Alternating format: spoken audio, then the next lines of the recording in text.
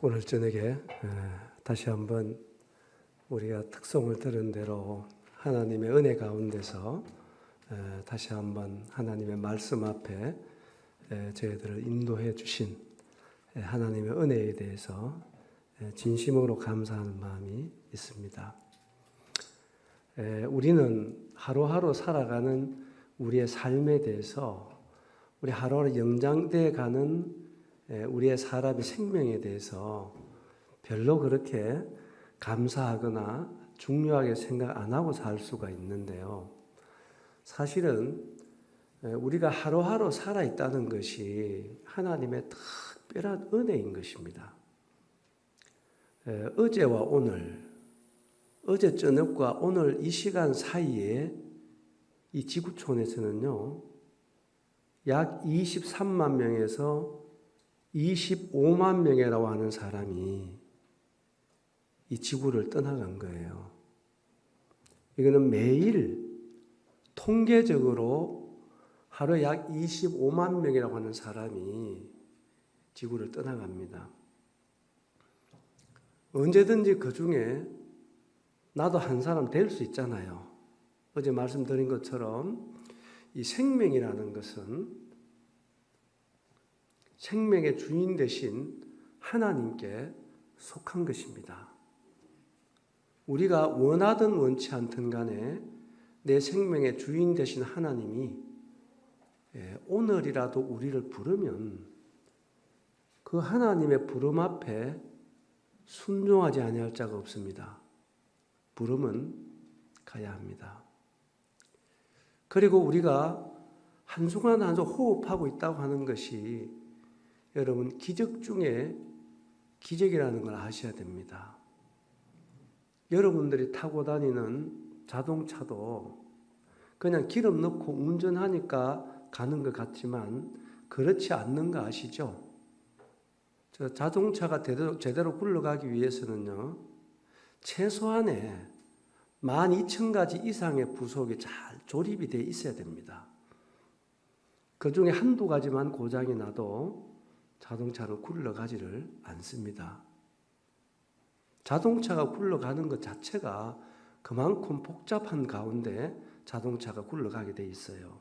그렇다고 한다면 여러분 생명이라는 것은 한 생명이 숨쉬며 살아가는 데는요, 자동차 한 대가 완성되기까지 12,000가지 이상의 부속이 잘 조립이 돼야 된다고 한다면 여러분 한 생명이 살아가는 데는요, 최소한 30만 가지 이상의 요구 조건이 충족이 돼야 됩니다.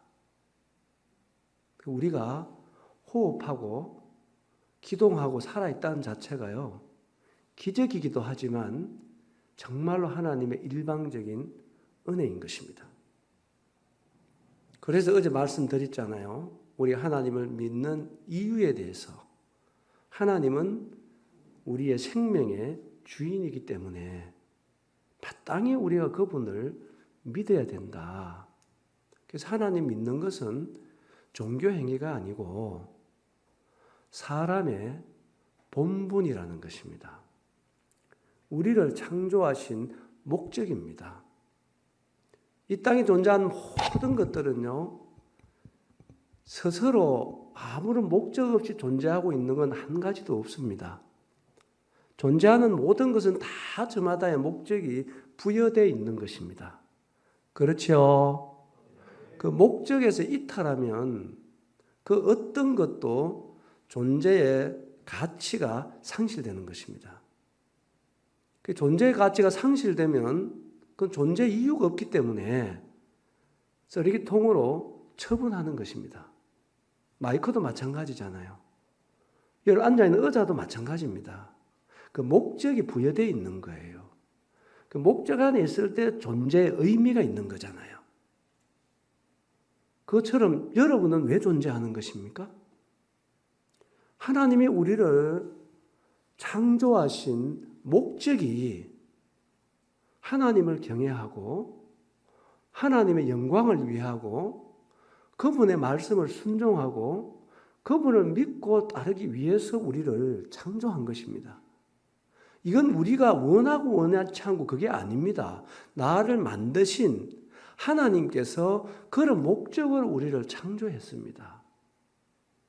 여러분 어떻습니까? 그 하나님께서 창조하신 목적에 부여한, 목적에 합당한 이런 삶을 살아오셨나요? 하는 것입니다.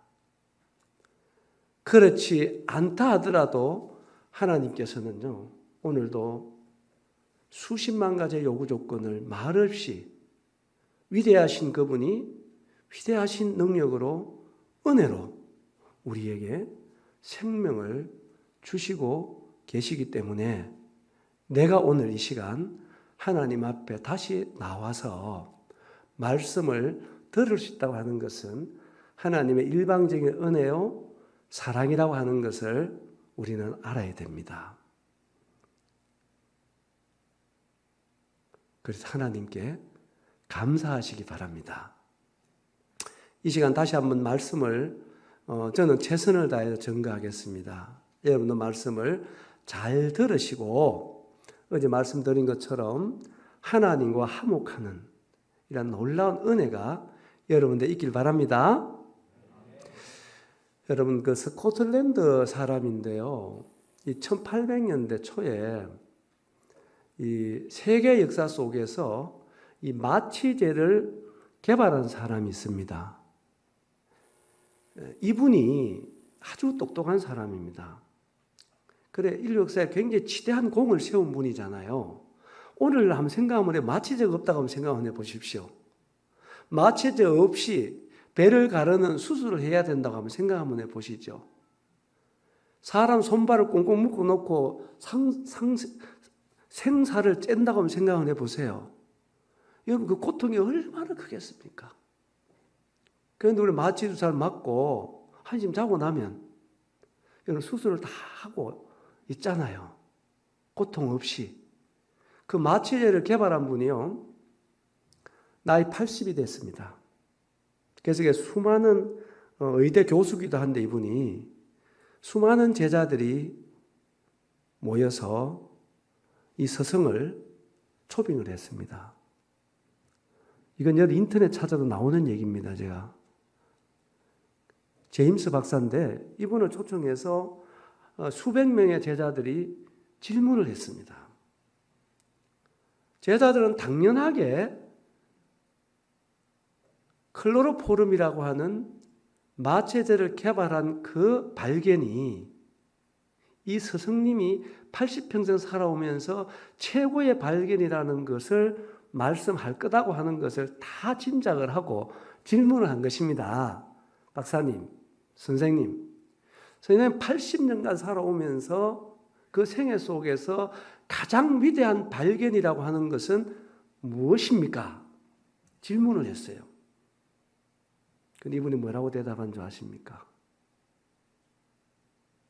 모두 다가 클로로포름이라고 하는 이 마취제를 개발했다고 하는 이 발견을 최고의 발견이라고 말할 줄 알았는데, 여러분 이 제임스 박사는요, 놀랍게도 나 80년 동안 살아오면서 가장 위대한 발견이라고 하면 두 가지가 있다. 그래서 모두가 다 한 가지는 알겠는데 한 가지가 뭔가 하고 길을 쫑긋 세우고 수백 명의 제자들이 귀를 기울였어요. 그런데 놀랍게도 이 박사는 내가 80에 살아오면서 제일 첫째로 위대한 발견이라고 하면은 내가 지옥 갈 수밖에 없는 죄인이라는 사실을 아는 것이다. 한번 따라해 볼까요? 내가 지옥 갈 수밖에 없는 죄인이라는 사실을 안 것이다. 이게 제일 첫째 나는 위대한 발견이었다. 지금도 내가 아찔한 것은 내가 제자들이 아는 그 어떤 클로로포름을 발견하고 이런 일들이 여러분들은 큰 일로 생각할지 모르지만 만일은 내가 지금 생각해도 내가 정말 지옥 갈 죄인인 걸 내가 몰랐다면 어떻게 됐을까? 이걸 생각하면은 잠이 안 온다. 자다가도 벌떡 일어난다. 내가 죄인인 것을 몰랐으면 어떻게 됐을까? 그래서 내가 지옥 갈 수밖에 없는 죄인인 것을 알게 하고 내가 깨달은 것이 가장 첫째 발견이다. 여러분, 왜 우리가 예수님을 못 믿고 왜 우리가 구원 못 받는지 아십니까? 많은 사람들이 교회 다니지만 왜 구원 못 받느냐 하면 자신이 정말로 지옥 갈 죄인인 것을 모르는 것입니다. 왜냐하면 예수님은 죄인을 구원하러 왔어요. 누굴 구원하러 왔다고요? 죄인을 구원하러 왔기 때문에 우리가 정말 죄인인 것을 깨닫지 못하면 예수님은 우리를 어떻게 구원할 수가 없는 것입니다. 그래서 우리가 무엇보다도 내가 죄인인데 죄인인 것을 깨닫는 것이 가장 중요한 깨달음이라고 할 수 있습니다. 세상에 의인이 누가 있겠습니까? 다 죄인인데 죄인인 것을 모르는 거예요. 그러니까 예수님을 못 만나니까요. 이게 가장 큰 불행이라고 하는 것입니다. 정말 내가 죄인인 것을 깨달았다고 한다면 여러분은 정말 예수님을 곧 만나게 될 것입니다. 그리고 두 번째 발견이 나를 구원해 주러 오신 예수님을 만난 것이다. 한번 따라해 볼까요? 구원자이신 예수님을 만난 것이다. 난 이 두 가지가 내 80평생 생활 속에서 가장 위대한 발견이다. 여러분이 생각하는 그 클로로포름이라는 것은 아무것도 아닌 거야. 그 400명이 더 되는 제자들이요, 숙연해졌다는 기록이 있습니다. 제가 어제도 말씀드렸어요. 여러분 생애에 정말 최고의 날은 언제입니까? 무엇입니까? 저는 동일하게 예수님을 만난 날입니다. 이 날이 제 생애의 최고의 날입니다. 난 다시 태어나도 난 이 날을 구하겠습니다. 내가 예수님이 아니었으면 저는 인생이 무엇인지, 사람이 무엇인지, 내가 어디서 왔는지, 왜 사는지, 어디로 가는지를 저는 알았습니다. 이 사실을 깨닫고 나니까 정말 내가 예수님을 몰랐으면 어떻게 됐을까? 이걸 생각하니까 아찔한 거예요. 그래서 저는 한 번도 예수 믿는 것을 전 종교라고 생각해 본 적이 없습니다. 만일에 예수 믿는 종교 같으면 전 기독교 안 합니다. 구태에 기독교 하라고 우리가 여러분 권할 필요도 없는 것입니다. 예수 믿는 것은 여러분 영원한 생명을 얻는 문제입니다. 사람이 살아가면서 무엇이 가장 소중한 것입니까? 생명보다 더 중요한 것이 있나요? 여러분이 살아있을 때는 여러분이 이 생명의 소중함을 별로 못 느끼고 살 수 있습니다. 언젠가는 한번 태어났으면은 죽음이라고 하는 이 과정을 누구나 다 거쳐야 합니다. 여러분 정말 죽음 앞에 한번 서보셨습니까? 저는 이 일을 하다 보니까 수많은 사람들의 임종을 제가 지켜보게 됩니다. 그러고 저는 부산에 가면은 영락공원이라는 데가 있습니다. 들어보셨겠지만 화장장입니다. 거기에는 매일 1년 12달 매일 평균적으로 73구에서 75구를 화장하는 화장장입니다. 저는 시간 되면은 그곳에 자주 갑니다. 왜 가느냐? 여러분 그곳에 가면요 정말 인생에 대해서 공부를 많이 합니다. 과연 사람이 무엇인가 하는 것들을 많이 배웁니다. 쉼없이 연구차가 들어옵니다. 그리고 끊임없이 그 관을 여러분 화장장 입구에 밀어넣습니다. 여러분 짧은 과정이지만 그 돌아가신 가족을 마지막 하구에 미루는 그 순간에 여러분 그를 떠나보내는 가족들은요 다양합니다. 다양해요. 어떤 가족은요 하구 앞에 이 관을 밀어넣지 못합니다. 그 관을 붙들고 실질을 합니다. 그 울음소리가요 일반 사람의 울음소리가 아닙니다. 그 상황을 전 지켜보면서 참 인생을 제가 많이 배웁니다. 여러분 뿐만이 아닙니다. 그냥 교회에 왔다 간다고 해서 왔다 갔다 한다고 하나님 믿는 게 아니거든요. 정말로 구원받은 사람, 정말 예수님을 만난 사람은 다르더라고요. 달라요. 여러분 그 앞에 가면요 물론 우리가 육신이 있기 때문에 잠시 육신의 이별이라고 하는 이 이별 앞에 슬픔이 있지만 달라요, 여러분.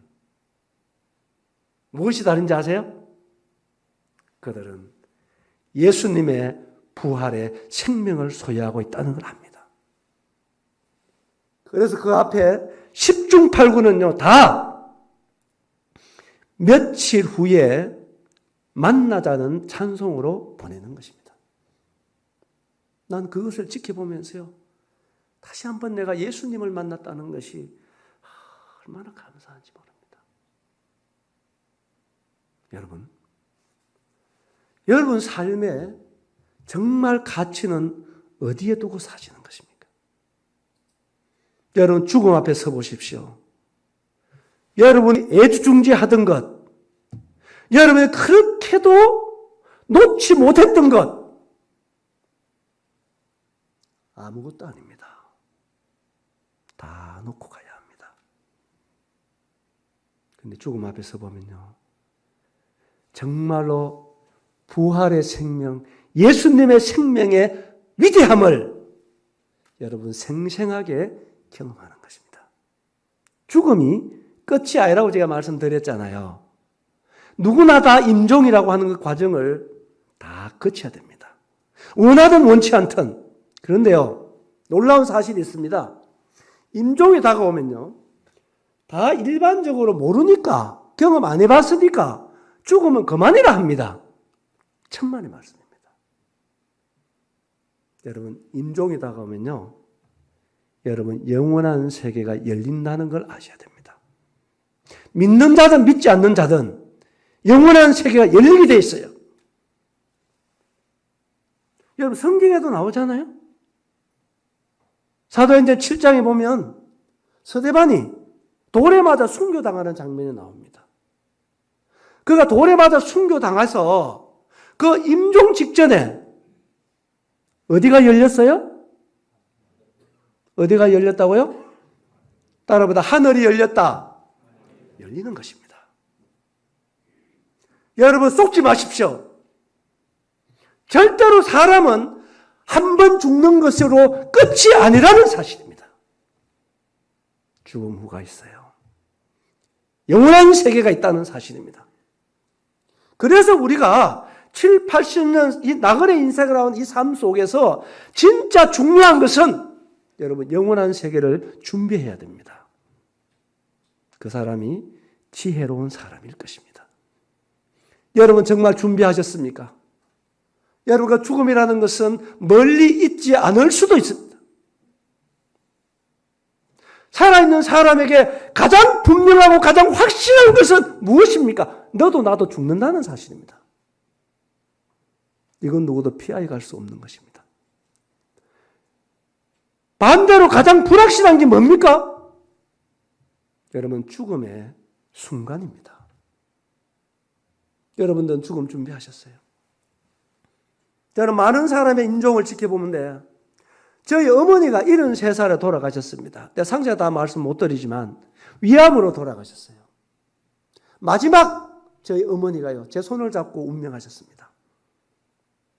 마지막 세 마디 하고 가셨어요. 제가 생생하게 기억하고 있습니다. 첫째가 뭔지 아십니까? 손을 이렇게 가르쳐요. 예수님이 날 부른다. 여러분, 이 상황은 정말로 여러분들이 맞이합니다. 누구나 다. 반대로 이렇게 수많은 기회가 주어졌는데도 불구하고 여러분들을 끝내 이 진리를 외면하고 끝내 예수님 앞에 겸손하게 나오지 못한 사람은 여러분 예수님이 부르는 게 아닙니다. 여러분 저승사자가 데리러 오는 것입니다. 욥기서 18장에 성경에도 나옵니다. 여러분 잡으러 와요. 그 상황은 180도로 다른 것입니다. 여러분은 어떤 죽음을 준비하셨습니까? 여러분 이 심각하고 이 명백한 이 사실이 종교라고요? 아닙니다. 너도 나도 다 겪어야 할 상입니다. 그래서 오늘 저녁에 정말로 제가 최선을 다해서 말씀을 전하려고 합니다. 저희 어머니 예수님이 날 부른다 그러신데요. 제가요, 저희 어머님이 고생을 너무 많이 하셨어요. 너무 어려운 시절에 사셨기 때문에 제가 너무 마음이 아파요. 배부르게 밥 못 드셨습니다. 절반은 굶고 자셨어요. 흔한 온천 한 번 못 하시고 관광 한 번 못 다녔습니다. 저희 동네에서 선산읍까지는 6km입니다. 그 5일장을 가면요, 차가 하루에 2번 저희 동네 들어왔습니다. 60원 주면은요, 그 차를 탈 수 있어요. 그런데 그 자식들 위해서 그 돈 아낀다고요. 어떻게 하는지 아십니까? 보리쌀 한 말씩 한 말 닷대씩 이고요. 신발도 닦는다고 맨발로 갑니다. 신발 벗어가지고 보리쌀 보따리 위에 얹어가지고 선산읍 입구까지 걸어가요. 맨발로. 발바닥, 손 다 구둥살이 베겨서요. 만질 수가 없습니다. 그리고 장보고 다시 나올 때 입구에 나오면 다시 신발 벗고 맨발로 옵니다. 그렇게 사셨어요. 그렇게 사시다가 조금 살만하니까 위암이라고 하는 병을 얻어서 3개월 정도 고생하시다가 하늘 들어갔습니다. 난 어머니의 생애를 너무 잘 압니다. 이 생이 전부라면 어머니는 너무 불쌍한 사람이에요. 정말로 불쌍한 사람입니다. 성공 실패를 따지면 그렇게 실패한 사람이 없어요. 더 나은 세상을 위해서 그렇게 애지중지에 먹고 싶은 거 못 드시고 입고 싶은 거 입어보지 못하고 그렇게 사셨거늘 더 나은 세상 경험하지 못하고 그런 위암 중에 돌아가시는 어머니를 바라보면 정말 제가 인생을 내가 어떻게 살 거에 대한 것을 깊이 공부를 했습니다. 그리고 저희 어머님이요 2번째 하는 말이 있습니다. 내 손을 잡고 경구야 저 하늘 날아가면 아픔이 없겠지. 얼마나 아프셨으면.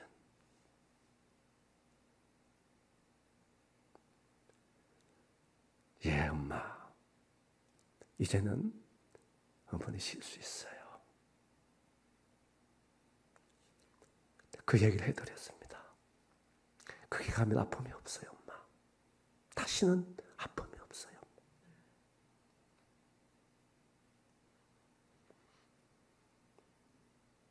그리고 3번째 얘기가 있습니다.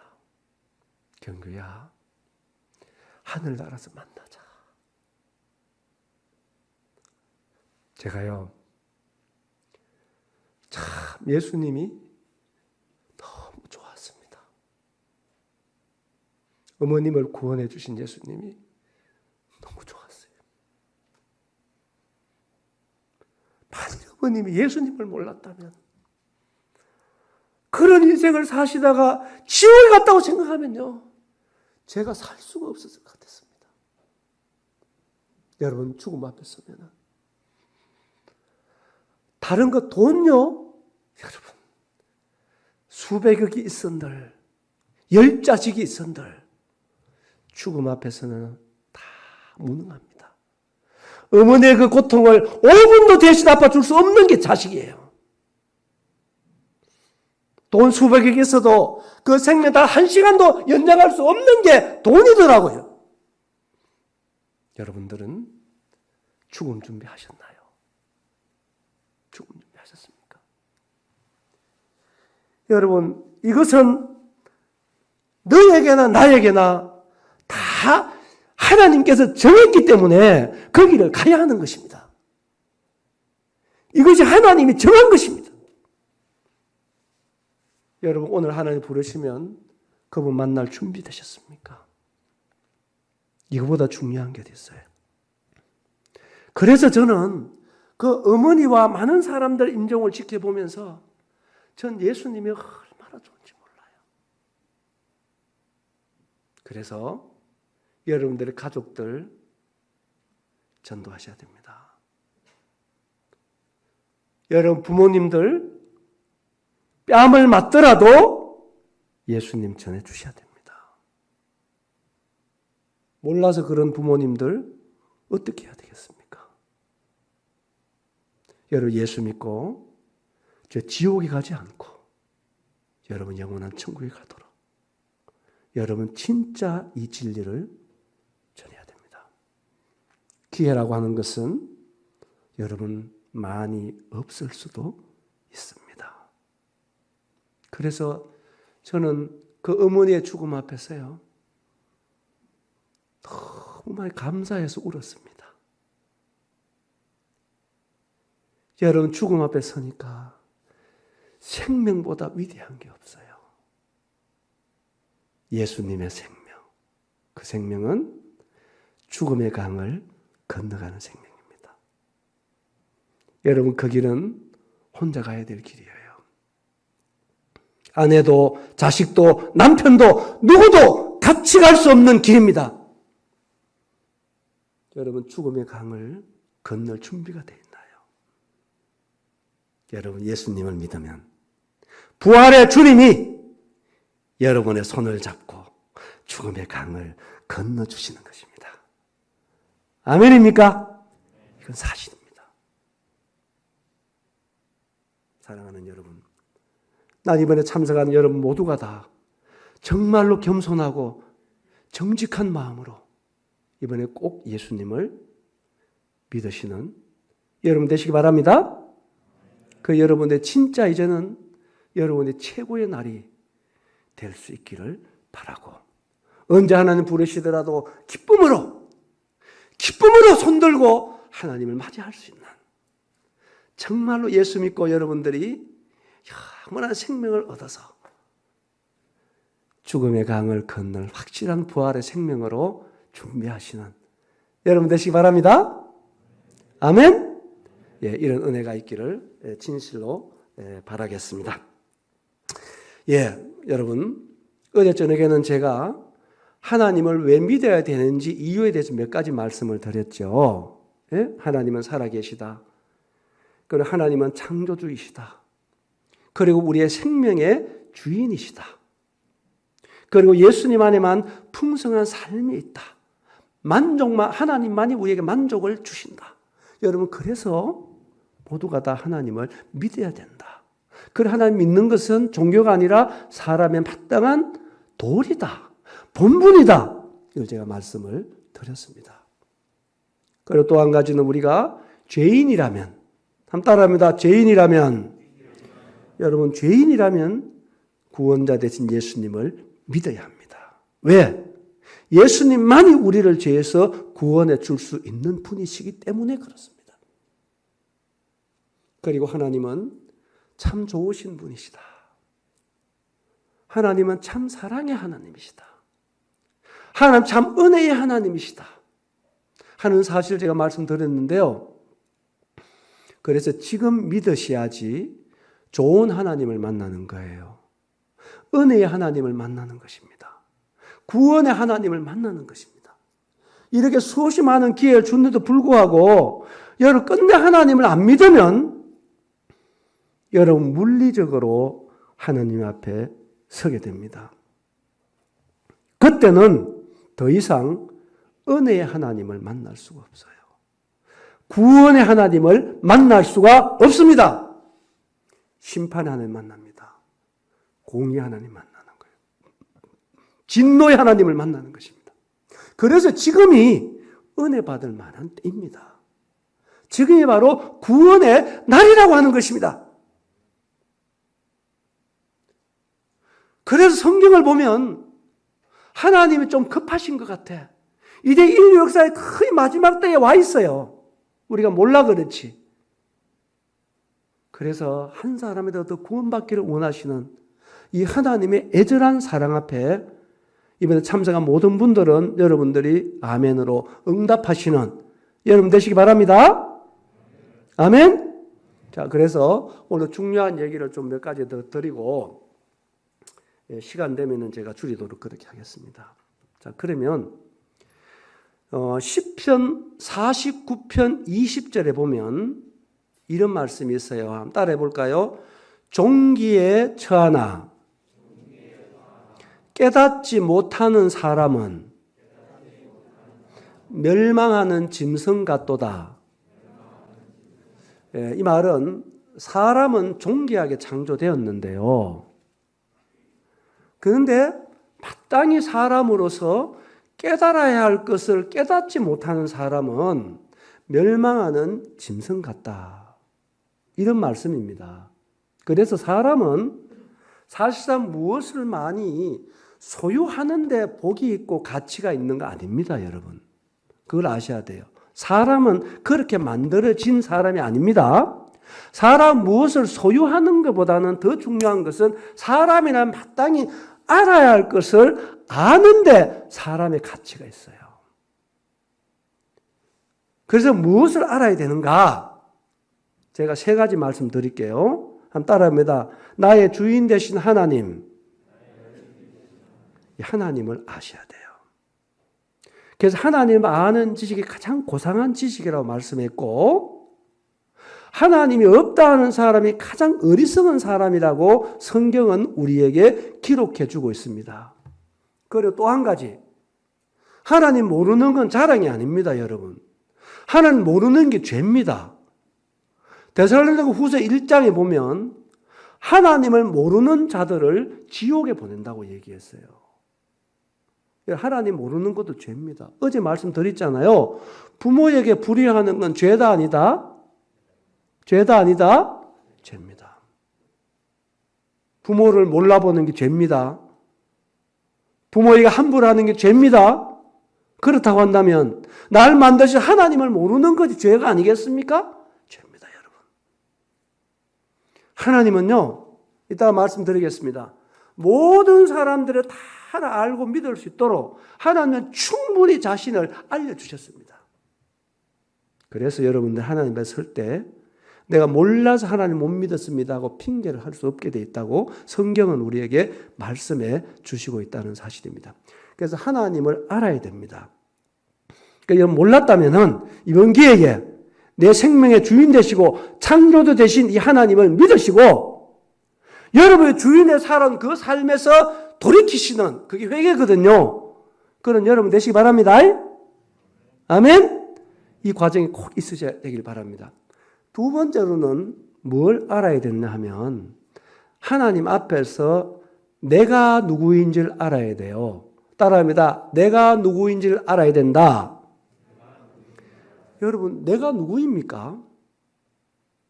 여러분 아셔야 돼요. 나를 알려면 나를 만드신 하나님 앞에 나와야 나를 알 수 있어요. 그래서 제가 하나님 앞에서 나를 알아야 된다 제가 말씀드린 것입니다. 세 번째로는요, 구원자 되신 예수님을 알아야 돼요. 한번 따라합니다. 예수님을 알아야 된다. 여러분, 이 세 가지 알면 사람들로 하여금 존귀한 인생이 되게 하는 거예요. 이 사실을 모른다고 할 것 같으면 여러분들은 많은 지식을 갖고 있고 많은 물질을 소유하고 있고 어떤 것들을 가졌다 할지라도 하나님이 볼 때는 멸망하는 짐승과 같은 것입니다. 그래서 여러분들은 이 사실을 이번 집회기간을 통해서 깨달으시는 이런 은혜가 있길 바랍니다. 아멘. 그래서 어제 왜 우리 하나님 믿어야 되는 이유에 대해서 말씀드렸고, 오늘은 잠깐 동안 그러면 하나님을 우리가 어떻게 알고 믿을 수 있는가에 대해서 몇 가지 좀 말씀을 드리고 말씀을 좀 이어서 말씀드리도록 하겠습니다. 하나님을 우리가 알고 믿을 수 있는 길은 사도행전 17장 31절에 보면 이렇게 말씀하고 있습니다. 한번 따라해 볼까요? 모든 사람에게 하나님을 믿을 만한 증거를 주셨음이니라. 그래요. 하나님은요, 모든 사람에게 하나님을 알 만한 증거를 주신 거예요. 뭘 주셨다고요? 증거. 그래서 우리가 하나님을 믿는 것은 어떤 지식과 우리의 어떤 경험이나 이런 걸 통해서 하나님을 알 수가 없게 돼 있어요. 어제 말씀드린 것처럼 하나님은 우리가 우리의 어떤 지식으로 아는 게 아니고 우리의 지혜로 아는 게 아니고 하나님은 증거를 통해서 안다 이 말입니다. 한번 따라해보자. 하나님은 증거를 통해서 믿을 수 있다. 그래서 하나님을 우리는 평생 연구해도 우리는 절대로 하나님을 모르게 돼 있어요. 알 수 없게 돼 있습니다.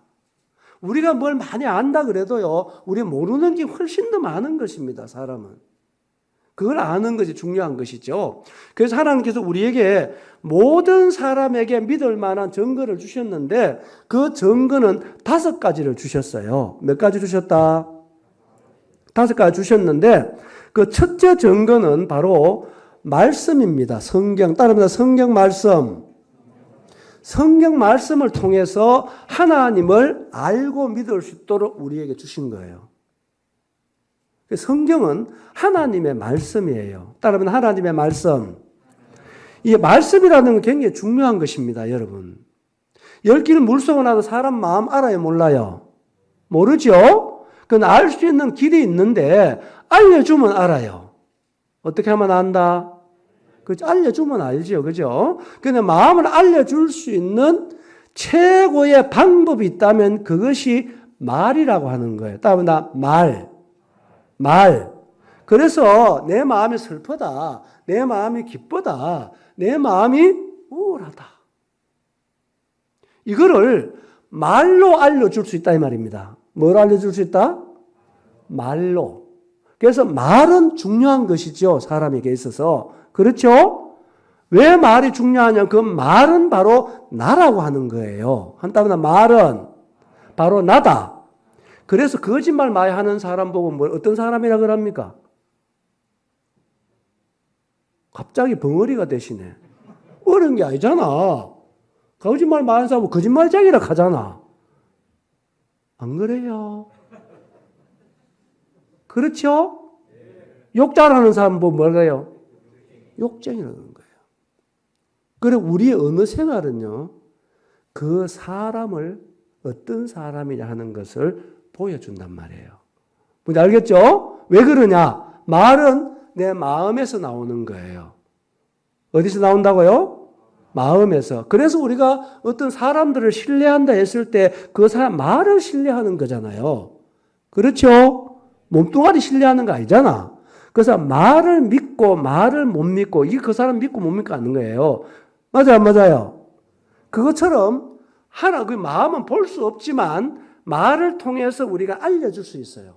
그것처럼 따라보다 하나님은 영이시다. 그렇기 때문에 하나님은 우리의 이 두 눈으로 볼 수 없어요. 사람들 내 눈에 안 보이면 없다 그러는데요. 그거는요, 조금 생각해 봐야 됩니다. 내 눈이라고 하는 것은 제한적으로 만들어졌어요. 어떻게 만들어졌다? 그래서 조금 멀리 있는 것은 못 보도록 만들어진 거예요. 맞죠? 강릉에서 부산 보여요, 안 보여요? 그럼 부산 없습니까? 안 보이면 없다며. 그러니까 내 눈이 하나님께서 제한적으로 만드는 거예요. 그러고 너무 작은 것도 안 보이잖아요. 못 보잖아요. 그렇죠? 맞지, 그죠? 사람은 기도 마찬가지 너무 큰 소리 안 들리잖아요. 너무 작은 소리 안 들리잖아요. 딱 필요한 소리만 듣도록 하나님께서 그렇게 만든 거잖아요. 그렇지요? 그래서 하나님이 계시다 안 계시다 말하기 전에 내가 누구인가를 알아야 우리가 겸손할 수가 있어요. 어떻게 할 수 있다고요? 겸손할 수. 아니 1km 바깥에 있는 것도 볼 수 없는 눈을 가지고 하나님이 없다. 이건 너무 무례한 소리 아니죠? 맞잖아요. 그렇죠? 그렇죠? 그런 것입니다. 그래서 하나님은 이 두 눈으로 보는 게 아니에요. 뭐로 보는 게 아니다고요? 두 눈으로 보는 게 아니라고 하는 것입니다. 그래서 하나님도 우리에게 어떻게 다가왔느냐 하면 이 말씀으로 다가온 거예요. 뭐로 다가왔다? 그래서 요한복음 1장 1절에 보면 태초에 말씀이 계시니라. 이 말씀이 하나님 함께 계셨으니 이 말씀이 곧 누구다? 하나님이라는 거예요. 그래서 이것을 진리라고 하는 거예요. 따릅니다. 진리. 그래서 이 말씀을 읽으면 하나님을 알 수 있어요. 성경을 읽으면 하나님을 믿을 수 있어요. 성경을 들으면 하나님 만날 수 있어요. 왜? 하나님 말씀이니까. 그래서 성경은 하나님이 어떤 분인지를 우리에게 알려주는 책이란 말이에요. 우리 알겠죠? 그래서 이 성경은 하나님의 말씀입니다. 세월이 지나면 지날수록 성경은 지구촌에 더 꽉 찹니다. 2021년 현재 지구촌에요. 이 성경은 약 3,000개 이상으로 번역이 되어 있어요. 유일무이한 책입니다. 그리고 매년 수천만 권 팔리는 게 성경밖에 없어요, 여러분. 왜? 진리니까. 하나님 말씀이니까. 그래서 우리는 성경을 통해서 하나님을 만날 수 있습니다. 성경을 제대로 읽으면요, 하나님 만나죠. 그 사람이 변화되는 거예요. 하나님 살아있기 때문에 말씀이 살아있는 것입니다. 그래서 제가 성경을 통해 계속 얘기하잖아요. 그 다음에 두 번째 증거는 하나님이 만드신 창조 세계입니다. 따라합니다. 창조 세계. 여러분 이 집을 보면은 집 지은 사람이 있다는 걸 알겠죠? 그렇죠, 그죠? 집 자체가 이 집을 지은 사람이 있다는 것을 우리에게 보여주는 거잖아요. 맞죠? 그것처럼 이 천지 세계를 바라보면 이 천지를 만드신 하나님을 알 수 있다고 성경은 기록하고 있어요. 이게 로마서 1장 20절의 말씀입니다. 창세 이후로 하나님께서는 하나님의 능력과 하나님의 신성의 어떠하심을 하나님 만드신 창조 세계에 분명하게 보여 알게 했다 그랬어요. 그렇기 때문에 누구도 하나님을 내가 몰라서 못 믿었습니다. 이렇게 핑계할 수 없다 이 말이에요. 알겠죠? 그래서 이 창조 세계를 조금만 생각해 봐도 알아요. 저는 이게 태양계를 책을 통해 좀 보고 난 뒤에 더 하나님이 두려워졌어요. 제 마음에. 진짜 두려워졌습니다. 여러분 좀 생각 좀 한번 해보십시오. 우리가 살고 있는 지구가 가만히 있습니까? 돕니까? 네? 보입니까?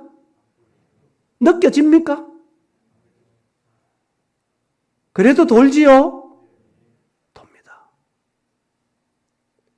여러분 우리의 느낌이라는 것도 믿을 수가 없지요. 여러분 한번 보시죠. 우리가 아는 대로 지구는 흑공에 떠 있습니다.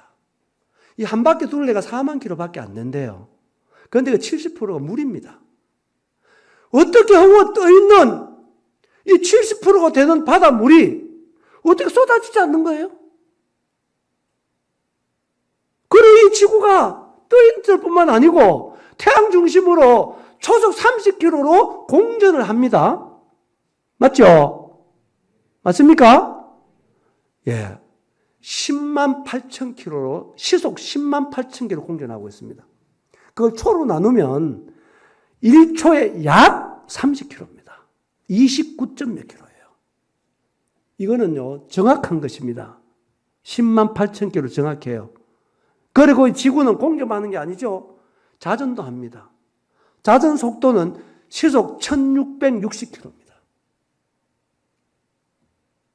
이것이 얼마나 정밀한지 창조 이래로 단 1초도 착오 없이 공전자전하는 것입니다. 여러분 두렵지 않으세요? 하나님이 우리에게 이 과정을 통해서 생명을 주고 있습니다. 지구 공전은 지구의 생명이 살아가는데 절대 조건입니다.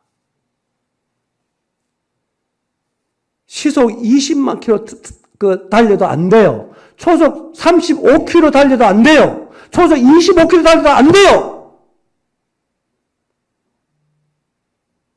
이 공전 속도가 무너지면요, 이 지구에 있는 모든 생명체가 살 수 없게 됐어요. 창조 이래로 한 번도.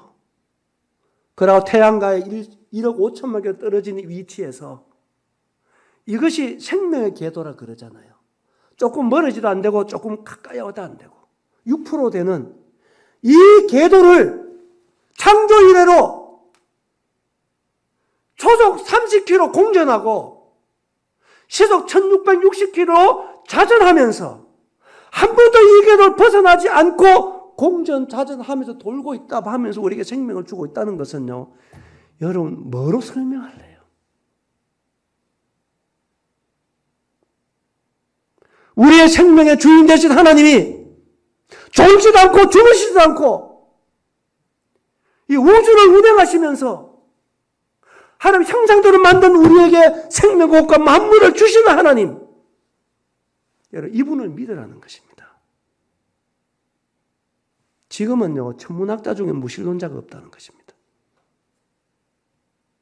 하나님은 살아계시는 것입니다.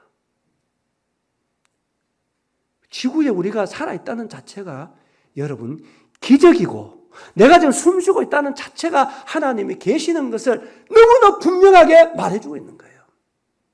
증거해주고 있습니다. 하나님 없으면 우리 1초도 존재할 수 없습니다. 왜 그런지 아시죠? 여러분 우리가 초속 30km 공전하는 지구에 시속 1660km 자전하는 이 지구에 여러분 보세요. 70%가 바닷물입니다. 30%가 육지인데 여기에 약 75억이 살고 있어요. 사람에서 위대에 따라 좀 차이 있습니다만은 이 지구에 우리가 다 거꾸로 붙어 있는 것입니다. 다 우리 거꾸로 이렇게 붙어 있어요. 우리가 어떻게 안 떨어집니까?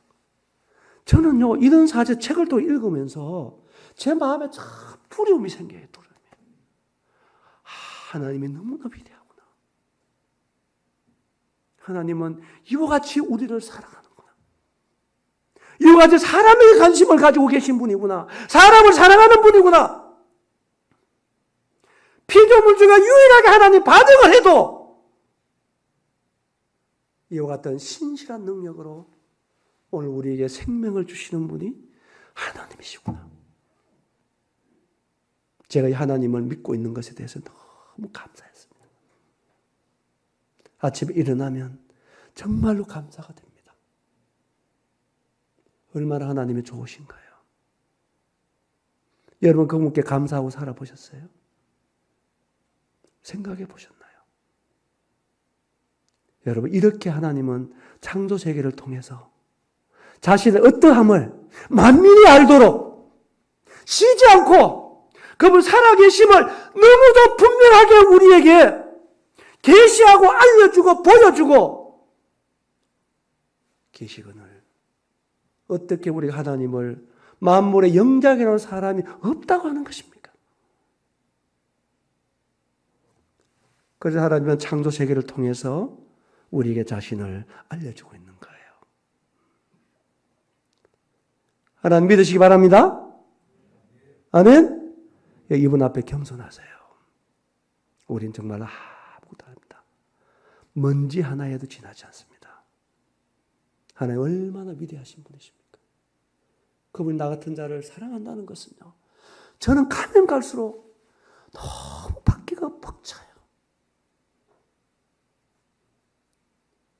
대통령이 날 알아줘도 몸둘 바를 모르겠거늘 창조주 하나님이 나를 아들로 받아주셨다. 이건 너무 벅찬 감격입니다. 너무 감사하는 것입니다.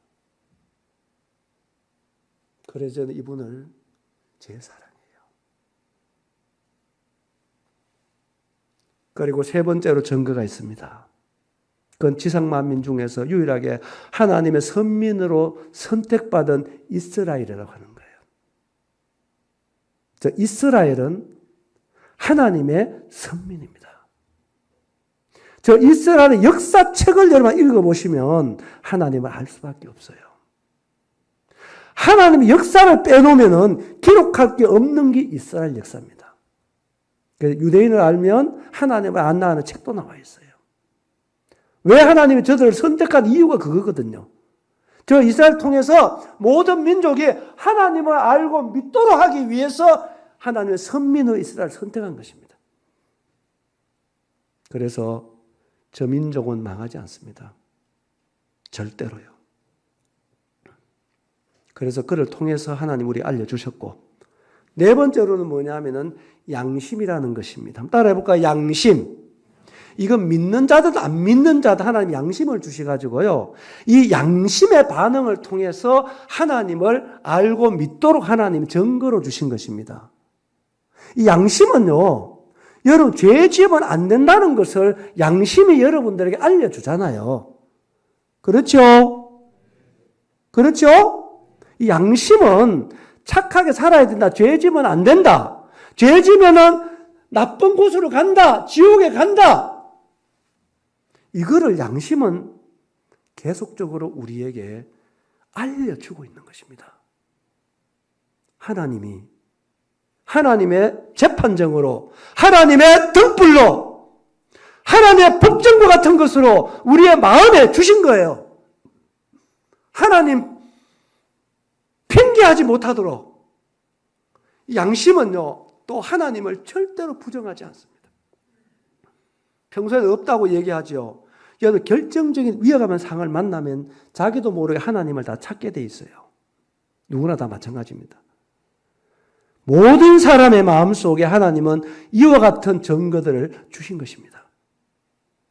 그리고 마지막의 증거는 뭐냐면은 예수님을 믿고 구원받은 성도들입니다. 한다면 성도들. 성도들은요, 하나님을 드러내는 자들이에요. 그래서 여러분의 성도들을 만났다는 것은 여러분의 인생의 최고의 복이라는 걸 아셔야 됩니다. 이때 아멘 해야 되는데. 성도가 누군가요? 여러분 예수님을 모신 사람이 성도입니다. 그래서 예수님을 모신 사람은요, 어떤 방법으로도 예수님이 나타나게 돼 있어요. 우리의 삶이 바뀌는 것입니다. 우리의 가치관이 바뀌는 거예요. 우리 삶의 목표가 달라지는 것입니다. 우리의 언어 생활이 달라져요. 우리의 행동이 달라지는 것입니다. 우리의 인격이 변하는 것입니다. 왜요? 내 안에 예수님이 들어오셔서 나를 바꾸어 가시기 때문에 그런 것입니다. 아멘입니까? 그래서 예수 믿는 성도들은 세상의 빛이다 그러잖아요. 세상의 소금이다 그러잖아요. 산에 있는 동네라 그러잖아요. 숨길 수가 없는 것입니다. 이렇게 하나님은요, 누구도 핑계할 수 없을 정도로 모든 사람에게 믿을 만한 증거를 주시는 분이 하나님이십니다. 정말로 여러분이 겸손한 마음으로 하나님 믿으시게 되기 바랍니다. 아멘이지요. 그래서 이제 남은 시간, 제가 이제 마칠 시간인데요. 제가 5분만 더 쓰겠습니다. 괜찮습니까? 5분은요, 다른 게 아닙니다. 여러분, 하나님은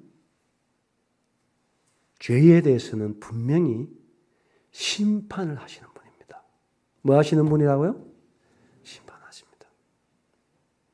자, 우리 성경 몇 절을 한번 찾아갈게요. 이사야 59장입니다. 몇 절 쭉 찾아가겠습니다. 한번 옆에서 이렇게 도와주시기 바라고요. 정 찾기 어려우면 그냥 들으셔도 됩니다. 자, 59장 1절, 2절을 보시면요. 여호와의 손이 짧아 구원하지 못하심도 아니요 귀가 둔하여 듣지 못하심도 아니라 오직 너희 죄악이 너희와 하나님 사이를 갈라놓았고 너희 죄가 그의 얼굴을 가리어서 너희에게 듣지 않으시게 합니다. 자, 하나님과 이렇게 화목하지 못하는 우리는 어제 말씀드린 것처럼 내 죄 때문입니다. 따라합니다. 내 죄. 그럼 죄가 무엇이냐? 성경이 말하는 죄, 제가 4가지 말씀드리겠습니다. 성경이 말하는 죄. 첫째, 나의 주인 대신 창조주 대신 하나님을 믿지 않는 게 죄입니다. 한번 따라합니다. 하나님을 믿지 않는 것이 죄다. 이거 다른 말로 하나님을 버렸다고 얘기하고 있습니다. 생수에 거는 데서 하나님 버린 것이 죄입니다. 이게 이제 에레미야 2장 13절에 나오는 거거든요. 내 백성이 2가지 악을 지었는데 첫째가 생수에 거는 하나님을 버렸다고 얘기했어요. 하나님은 우리를 버리지 않았어요. 악한 사람에게도 하나님이 1초도 우리를 놓지 않고 우주 만물을 통해서 우리의 생명을 주시고 계시는 분이 하나님입니다. 정말로 우리에게 은혜를 하나님께 우리가 호흡하고 있는 것도 은혜잖아요. 공기, 산소 주신 거 은혜잖아요. 비 주시는 거 은혜잖아요. 햇볕 주시는 거 은혜잖아요. 먹을 양식 주시는 거 다 은혜잖아요. 은혜. 맞지요? 은혜입니다, 여러분. 우리 하나님의 은혜 없이는요, 한순간도 살 수가 없어요. 이렇게 하나님 우리 모두를 사랑하고 절대 우리를 버린 적이 없습니다. 우리가 하나님을 버린 거예요. 이게 죄라고 하는 거예요. 그래서 돌아서 하나님께로 여러분 회개하고 돌아와야 됩니다. 그 다음에 2번째 죄는 뭐냐면 이 주인 된 하나님을 버렸으니까 여러분이 주인 돼서 살은 거예요. 그렇지. 그렇게 살았죠? 여러분 원하는 대로 살았잖아요. 여러분들 잘해주면 좋은 사람이다 얘기했고 여러분에게 잘못하면 나쁜 사람으로 얘기했고 그래 살았지 않습니까? 여러분이 좋아하는 걸 쫓아 살았잖아요. 하나님 믿어라 아무리 얘기해도 여러분이 좋아하는 대로 살아오는 거 아닙니까? 그게 반역죄라는 것입니다. 이게 2번째 죄입니다.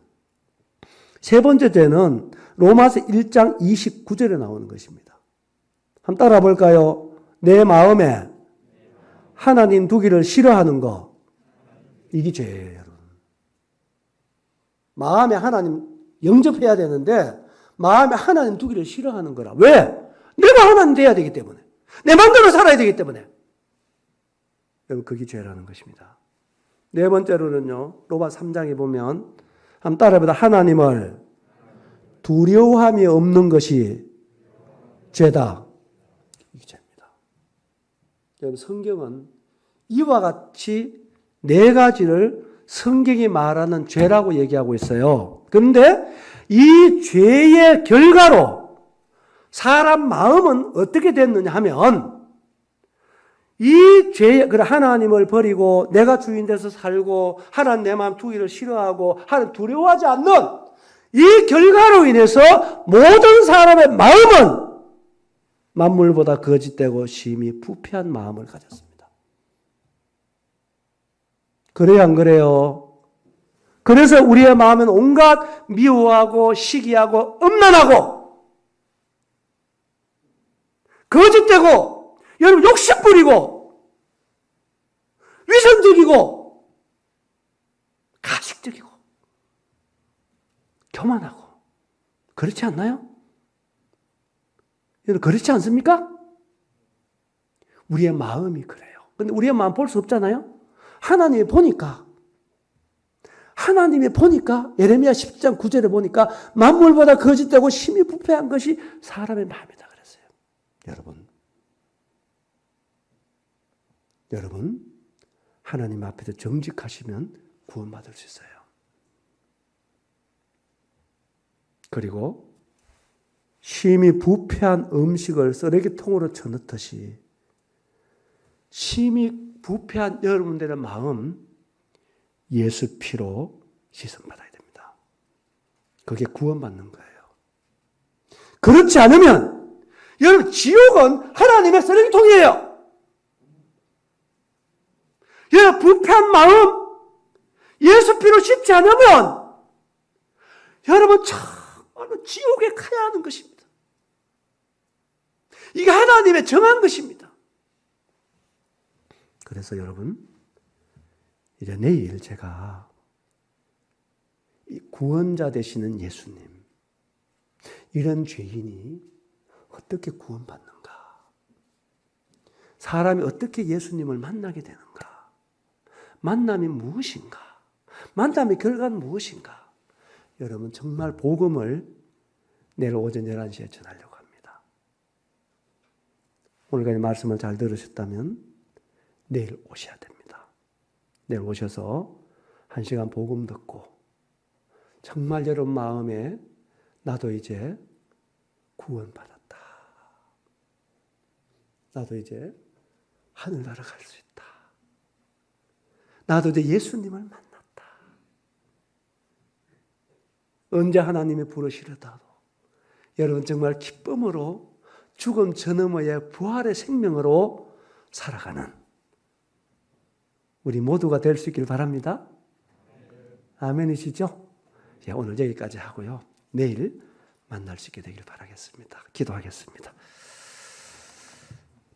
아버지 하나님, 오늘 저녁에도 말씀을 전할 수 있게 해주셔서 참 감사합니다. 이 시간 말씀을 들은 우리 모두의 심령에 성령 하나님이 가까이 다가가 주십시오. 그래 들은 말씀 앞에 정직할 수 있도록 도와주십시오. 정말 이 순간까지 내가 예수를 믿지 않았다면, 내가 제 문제 해결하지 못했다면, 하나님과 화목하지 못했다면 주님 하루 더 생명을 연장시켜 주시고 내일 다시 한번 복음 앞에 나와서 예수님 믿을 수 있도록 은혜를 베풀어 주십시오. 주님께 간구드립니다. 전거된 말씀을 성령님께 의탁드리옵고 우리 예수님의 이름으로 감사하며 기도하옵나이다. 아멘. 내일 다시 만날 수 있기를 바라겠습니다.